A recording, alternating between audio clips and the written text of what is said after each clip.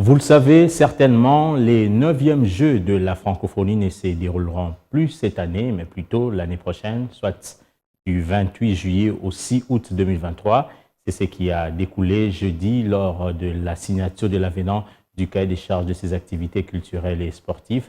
C'était au cours d'une conférence de presse organisée par le Comité national des 9e Jeux de la francophonie qui a connu la présence du représentant du gouvernement et l'un des administrateurs de l'Organisation internationale de la francophonie dépêché uniquement à Kinshasa pour l'effectivité de cette signature. Entre le gouvernement congolais et l'Organisation internationale de la francophonie, les regards vont dans la même direction pour l'organisation des Jeux de la francophonie à Kinshasa. Les deux parties ont signé ce jeudi l'avenant du cahier des charges des 9e Jeux de la francophonie. Une signature qui vient officialiser la tenue de cette grande activité culturelle et sportive.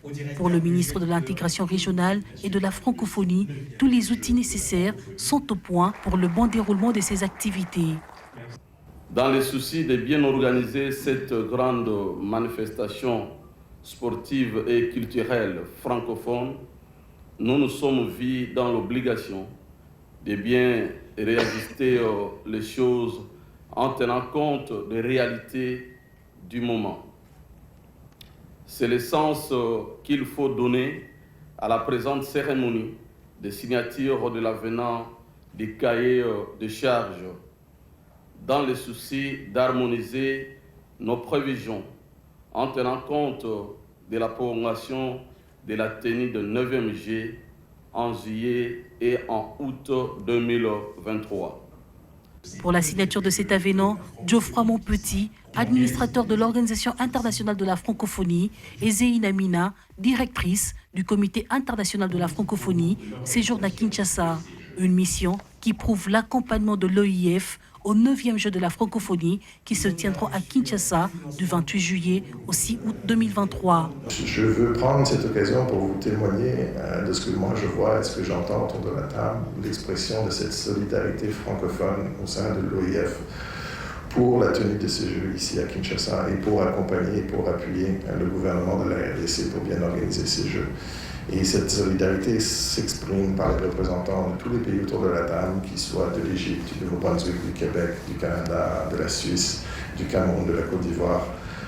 Vous avez derrière vous un élan de solidarité et d'accompagnement pour faire de ces Jeux une réussite.